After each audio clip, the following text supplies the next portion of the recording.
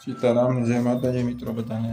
તો આજે આપણે મેરડીમાના દર્શન કર્યા અને તમે પણ કરો તો એક ખાસ વાત જણાવતા આનંદ થાય કે આ મેરડીમાના મંદિરે બટુક ભોજનનું આયોજન કરીએ છીએ દર મહિને।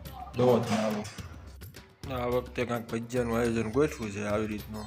જોવો તમે ગરમા ગરમ બાળકોને ભજીયાનો નાસ્તો આપવાનો એવું કાંઈક મિત્ર મંડળનું બધું નક્કી હતું। જો આ રીતના બધું ચાલુ છે અત્યારે કામકાજ ભજીયાનું ગરમા ગરમ।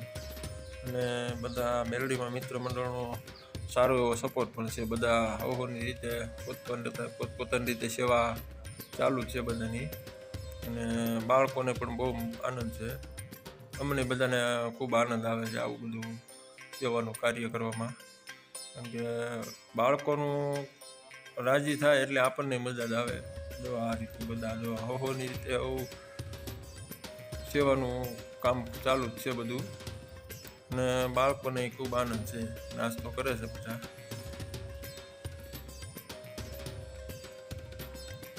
આ રીતનું છે બધું। આ ચટણી અને ભજીયા બેયનો નાસ્તો આપ્યો છે। આ બાજુ બાળકો હોય તે નાસ્તામાં કમ્પ્લીટ ચાલુ થઈ ગયા છે બધા। જો આ રીતના ખૂબ આનંદમાં છે બધા બાળકો।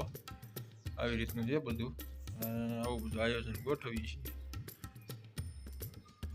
બાળકોને પણ બધાને મજા આવે છે આનંદ। દર મહિનાના પહેલા રવિવારે બટુક ભોજનનું આયોજન હોય છે ખાણવાળા મેરડીમાં મિત્ર મંડળ તરફથી।